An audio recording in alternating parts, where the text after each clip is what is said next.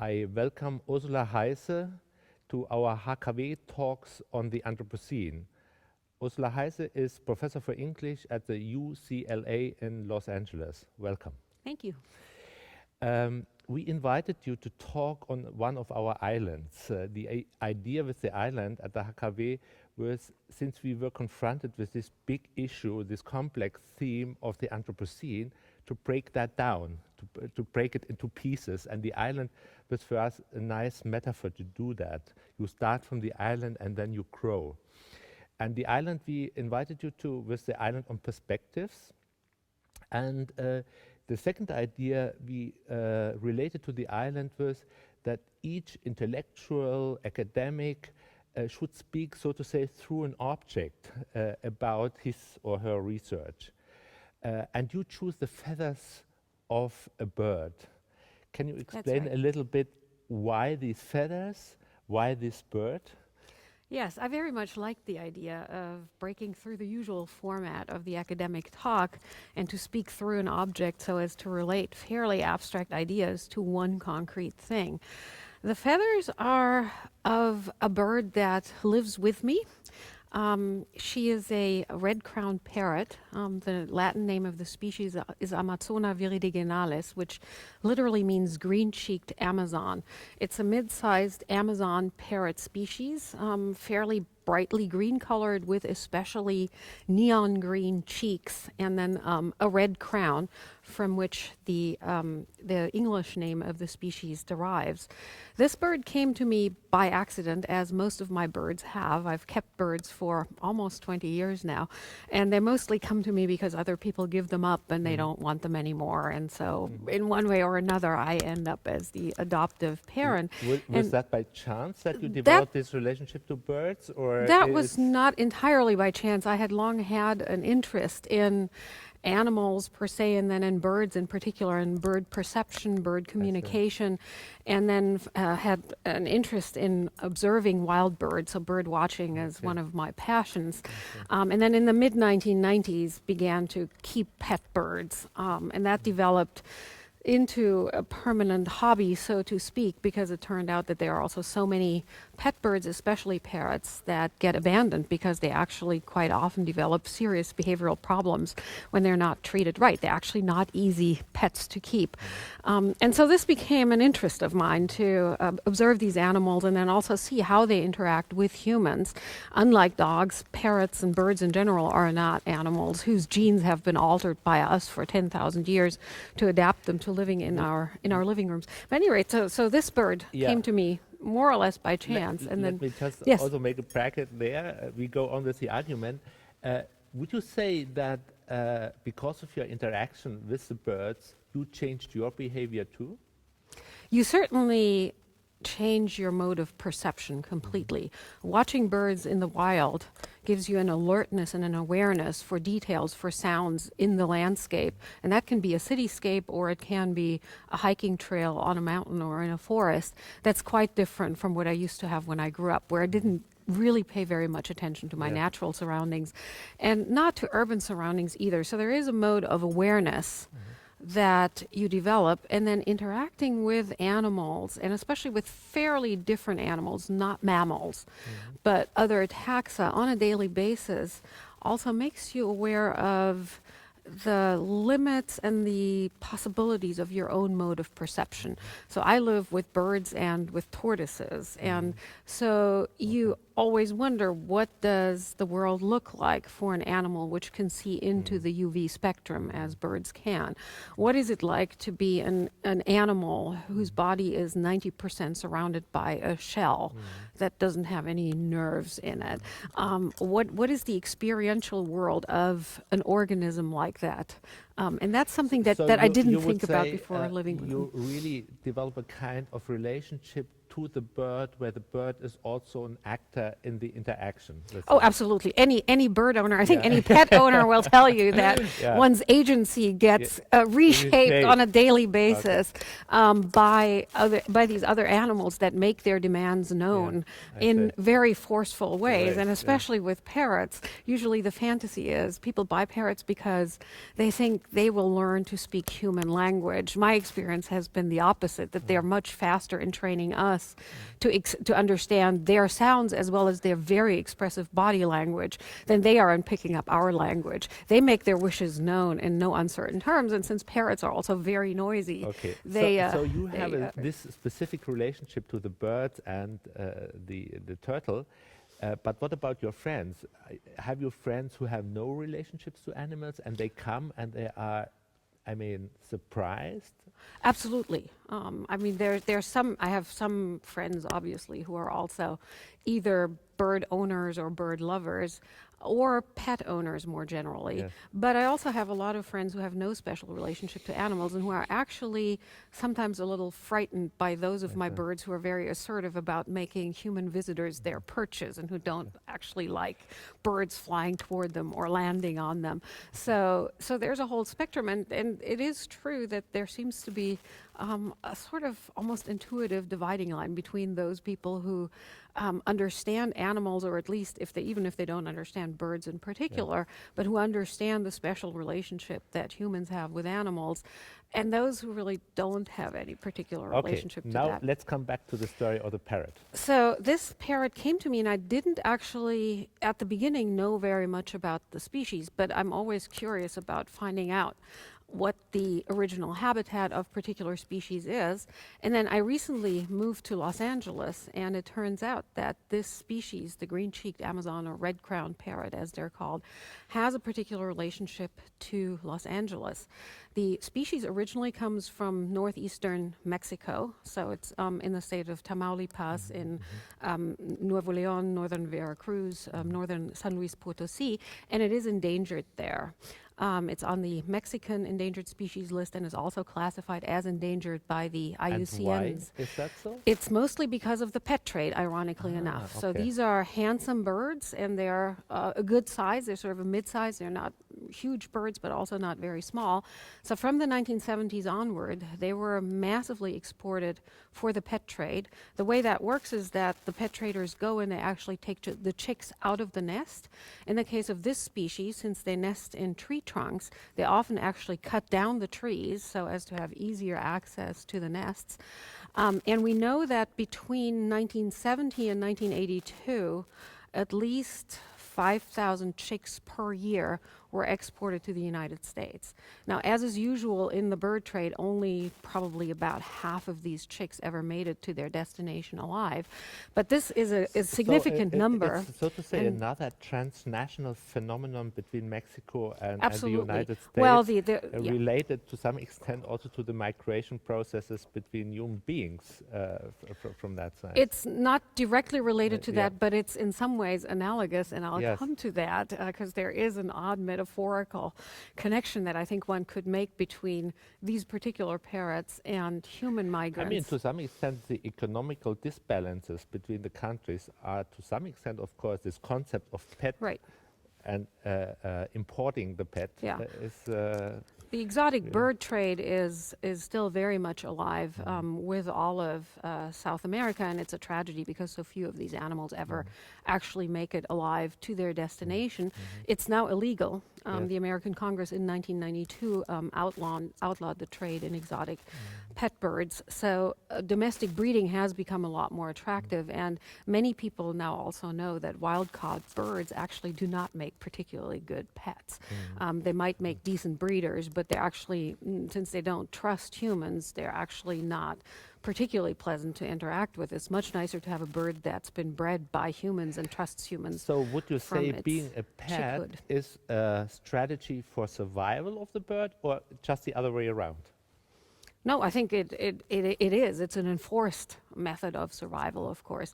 Now one can take, in the case of this particular bird, the interesting twist that the story took was that even as the population in the original habitat diminished because of the pet trade and then secondarily because of habitat loss, in Tamaulipas in particular, forest has been cut down and been converted to agricultural use. And so these birds have also lost part of the tree habitat that they require for survival. But so that is a story that you could tell about many species, not just bird species, many species around the world. But in the case of this particular bird, the interesting thing is that significant enough numbers of them escaped at a stage when they were still wild enough to be able to survive in the wild, that there are now significant wild populations in several parts of the United States. There's a significant population in Florida. There's one in Texas that probably does not originate from pet birds, but from migrant birds from the original habitat. There's a very large population in the San Gabriel Valley of eastern Los Angeles, and then smaller populations in Puerto Rico and on Hawaii, in Oahu. And the population in Los Angeles is now thousands of individuals strong. It's in fact bigger than the population in the original habitat. It's an interesting phenomenon because when we did here 2 years ago a big project on the, we called Überlebenskunst, and looking at wildlife in the city, what we found out, and for me, I mean, at least it was new, that the honey of bees in the city is better than in the countryside because there are not so many pesticides. So that's fascinating. Wildlife gets redefined in urban contexts. Yeah. Well, and in Europe, of course, and in many German cities, I'm sure Berlin included, Indian ringnecks now have very significant populations. I remember this from my parents' house in Cologne. It was very startling to see in the middle of a winter when there was snow on the ground and they had their bird feeders well stocked with seed, to see entire flocks of these tropical bright green birds with red bills landing in the middle of a Cologne backyard. It was quite startling. At any rate, so what happened with the so-called Mexican redheads, as these parrots are also called, is the population in eastern Los Angeles grew to a size that superseded that or grew larger than that in the original habitat. And so the California Bird Records Committee considered the situation, since when you looked at bird guides from the late 1990s, these birds were always listed as just exotics. And the CBRC, as this commission is called, that determines which birds should be considered part of California's fauna, thought more and more that that was sort of not an appropriate classification, since really bird lovers should welcome the fact that these birds were thriving in a habitat not their own, since they were in fact endangered in their original habitat. And so in 2001, they actually decided to make this bird an official bird of California. So it's now listed as an introduced species, of course, but it is now part of the state's official fauna. So there's where the analogy comes in with human migration, where of course there has been a constant flow of human migration to the US from all different parts of the world, but Mexico among others. And if you were Michael Pollan, the author of the fantastic book, The Botany of Desire, which tries to look at the world from domestic cultured plants point of view, you could argue that these parrots used our desire for their company and their beauty to establish a habitat where they were less endangered than their original one. So it's a different view of looking at agency. Exactly. Now, you are a professor of literature, and one of your major arguments in the environmental context is to look exactly at narratives the way you just told us one about one parrot, but then contextualizing these narratives in the environmental discourse. And one of the criticism you have is that quite often this discourse concentrates on stories of individual animals, not individual, on animals or a certain kind of animal, in order to cover the whole problem of change in biodiversity. And perhaps could you explain a little bit your argument there, the relationship of narratives and environmental debate? So I've always been interested in how scientific insights and how the scientific analysis of the natural world dovetails, intersects, gets changed, reshaped by cultural perception. And biodiversity, and concretely the current mass extinction of species that we're confronting, is one case that's particularly interesting. But what I found was that it's actually not so much that scientists come at the world objectively and look at all taxa, and then culture only picks out certain ones. Scientists also pick out certain species that they're particularly interested in, which often has to do with funding structures and with the interest that scientists themselves have. So birds are actually the best studied taxon of any as far as endangerment and extinction is concerned, and even mammals come second. In general, you could say that vertebrates are the best studied. But so what interests me about all this, as you say, a scholar of literature and culture, is what kinds of stories accompany our consciousness of this crisis in the public sphere, and how do scientists use these stories to make their scientific data known. And so there's two aspects to it. One you've already mentioned, which is that we tend to pick out species that are culturally meaningful, that we can relate to, which tend to be the larger, more visible, the aesthetically beautiful, and you would say that charismatic is done, species. that is done on individual preferences, or with a political strategy in mind? I think I think it's neither individual nor done in most cases with a deliberate political intent, but it is a collective preference. We seem to naturally have more of an interest in a Bengal tiger than in most plant species or in a worm species. Yes. And so public attention has, for the most part, focused on large mammal species and certain kinds of beautiful bird species. That is problematic insofar as it doesn't really help you to understand ecosystem functioning. Sometimes you can, by looking at the large predators, you can then extrapolate and you can explain how an ecosystem as a whole works. But it is a very selective perception, and so often we've just focused on the rhinos and the whales and the polar bears, when really it is a whole plant world, there's a whole taxa of insects that are also endangered and to which we should also pay attention.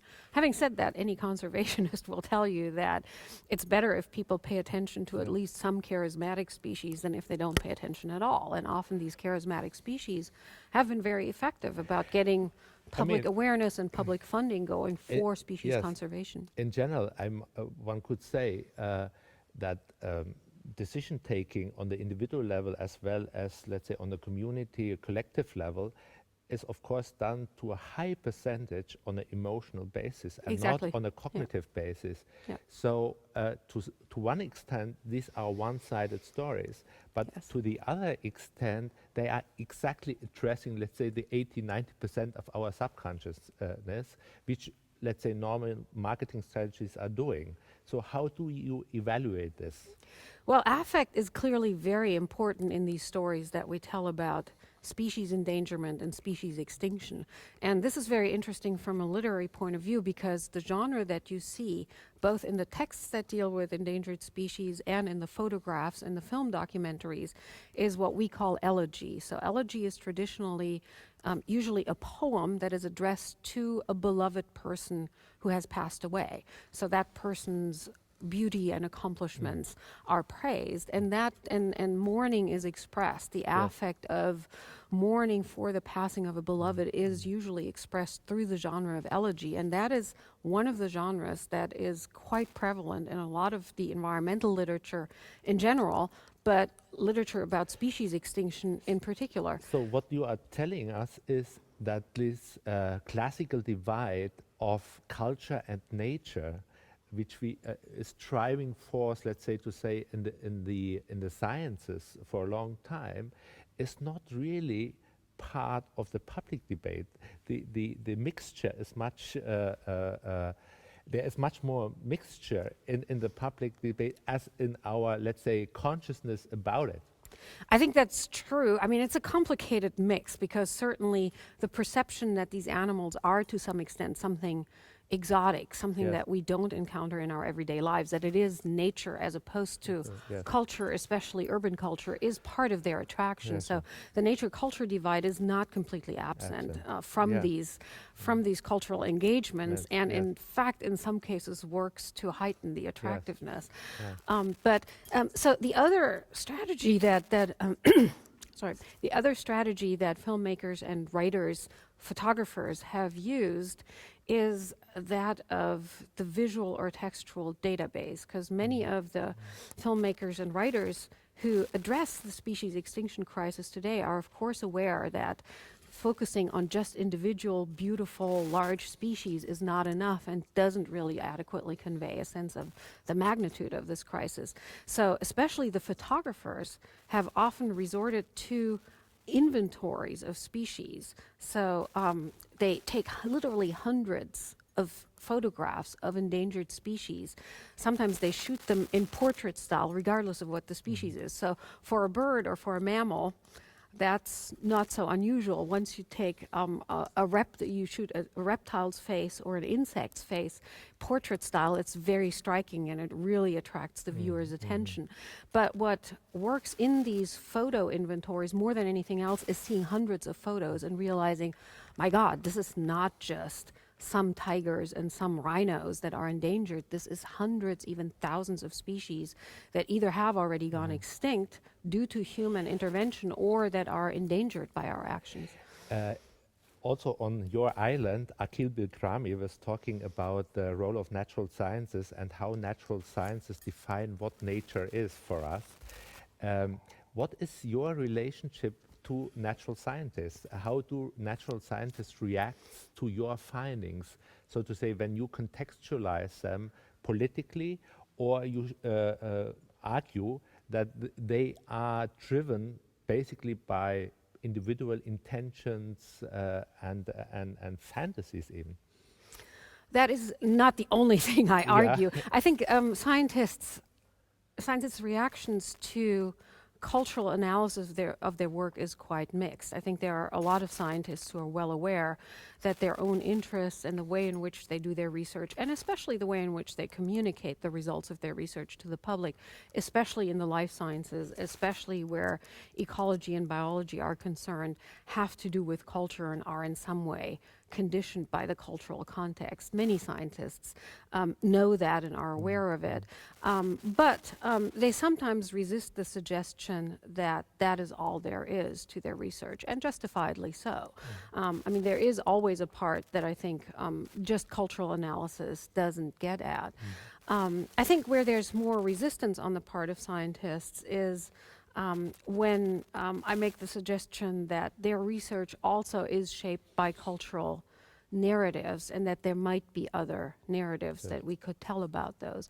We must not forget a lot of scientists that research ecological and biological issues today are also passionate conservationists, and their own political engagement on behalf of nature cannot be clearly separated from their scientific endeavors, much as they want to. And some of them are very aware of that. Others want to keep a clearer divide between their scientific research, which they argue always has to be able to be replicated by other scientists who don't share their persuasion.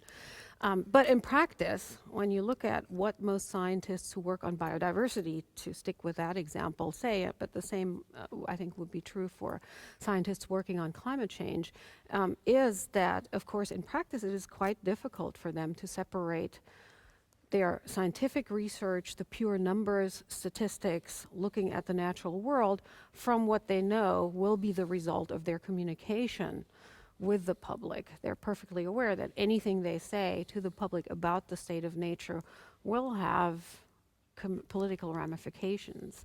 So these scientists are in a quite ambivalent situation. On the one side, they need the force of natural science argument to make a point in the political arena. On the other side, their political engagement weakens their position in the natural science arena. It also weakens their position often in the public arena. I mean, with climate change, that has been clearly demonstrated that to the extent that people are aware that certain prominent climate scientists are passionate conservationists, they tend to be a little more wary of believing everything those scientists say. And that is independent of whether the research is impeccable or not. And in many cases, scientifically speaking, the research is impeccable. There's nothing at all to object subject to in the data, but in the public perception, the imbrication of that research with political engagement weakens the authority of science. So that has been one of the predicaments of environmentally oriented scientists in the past. But so cultural studies occupies an interesting position in this disciplinary configuration right now. On one hand, there's a well-established area called social studies of science that has been very active since the 1980s and looks at the construction of scientific facts in the laboratory and its communication to the public outside. What literary scientists and especially literary scholars and especially those of us who are so-called eco-critics, environmentally oriented scholars, have been interested in is the way in which both environmental science and environmental discourse in the public sphere have been structured by some of the same underlying narrative templates. So one of the things that has been quite prominent in environmental discourse, and this goes back all the way to the early 19th century, is narratives about the decline of nature under the impact of modern society. That is essentially the story that environmentalism has told in very different historical contexts over and over again. And to me, one of the interesting possibilities of the notion of the Anthropocene is to take a distance from that particular narrative and to think more about the futures of nature, and not to think so much about what nature was in the past and how we might restore it, which has anyway been an embattled project for the past decade or so, and now all the more so embattled because climate change makes returning to the nature of the past impossible in many local conditions. But the Anthropocene as a concept gives sort of a convenient shorthand for saying what we need to think about now is not a nature that was untouched by humans and that we might be able to return to, which has always been one of the fantasies of environmentalism, but what might be the nature of the future that we could collectively and democratically work toward. Since we are all living in cities, this allows us to see also the wildlife in the city. Thank you very much. Thank you. Ursula, for a wonderful talk. Thank you very much. Thank you. Really.